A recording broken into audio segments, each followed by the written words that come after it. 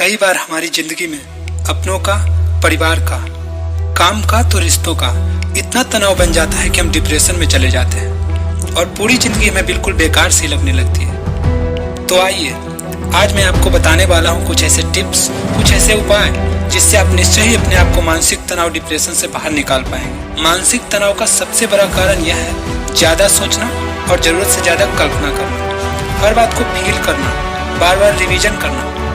कई बार अक्सर ऐसा होता है जब आप छोटी छोटी बातों को इतना फील करते हैं कि कब वो आपकी छोटी सी सोच आपके लिए परमानेंट पेन बन जाता है, पता ही नहीं चलता। कई बार आप जरूरत से ज्यादा कल्पना कर लेते हैं उस बात की भी जो हुई नहीं, जो घटी नहीं, और जिस बात की आप कल्पना करते हो धीरे धीरे वो आपके माइंड में सेट हो जाता है, जिसे बाद में आप तमाम कोशिशों के बाद भी नहीं निकाल पाते और उस बात की होने की मान लेते हैं जो ना ही तो है और ना ही कभी होगा।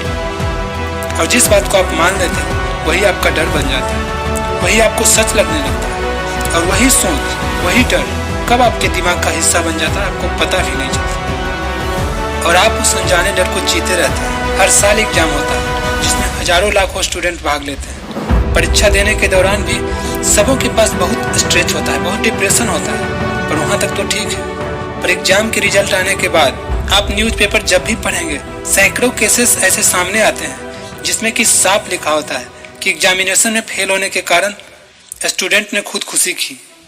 अब चाहे वजह जो भी हो, फेल होने का डर, अपने परिवार वालों का डर या समाज का डर, जबकि ये बातें जिंदगी के सामने कुछ भी नहीं। और आप सब भी यही कहते हैं कि सिर्फ रिजल्ट के कारण खुदकुशी कोई करे, मैं तो नहीं मानता।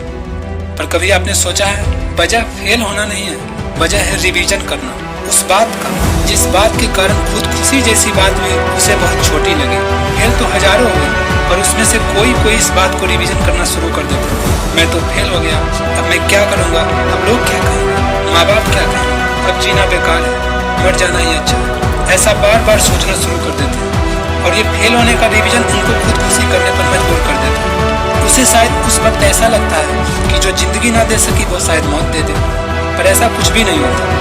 सबसे बड़ा वजह यह है किसी बात का बार बार रिपीट करना, महसूस करना, रिवीजन करना, और जब भी आप किसी बात का रिवीजन करते हैं तब वो आपके माइंड में सेट हो जाता है। उस वक्त आपको उससे ज़्यादा कुछ भी जरूरी नहीं है। वो हालात अपने आप को उस समय सबसे बड़ा बना लेते हैं। जैसे आप किसी दुश्मन को भुलाना चाहें, वो जो मेरे बारे में ये बोला, इतना मेरा नुकसान किया, मैं उसे भुला दूं, ऐसा बार बार आप ऐसा करते हैं तो यकीन मानिए और वो आपके माइंड में सेट हो जाता है। उसकी और याद आती है, आप उसे भूलते नहीं, उसकी तो और याद आ रही है, तब तो और भी नफरत बढ़ेगा। तो सबसे बड़ा कारण है उसे दूर करने की जरूरत है। इसलिए मैं आप सबों से इतना कहना चाहता हूँ कि हम सबको ये बारीकी से सोचने की जरूरत है कि इस बात को कब समझेंगे। इस बात को खुद को समझाना होगा, चाहे कैसे भी, तर्क से, लॉजिक से, युक्ति से, अनुभव से, हर तरह से। याद रखिए, जब तक इस बात को आप नहीं समझेंगे तब तक आप अपने परिवार वालों को नहीं समझा सकते। इस वीडियो के अंत तक बने रहने के लिए आपका बहुत बहुत धन्यवाद। आपने इतना प्यार दिया और आज आप सबों के कारण ही हमें। तो अगर आप इस चैनल पे नए हो तो सब्सक्राइब करके और बटन जरूर दबाएं ताकि भविष्य में आने वाली किसी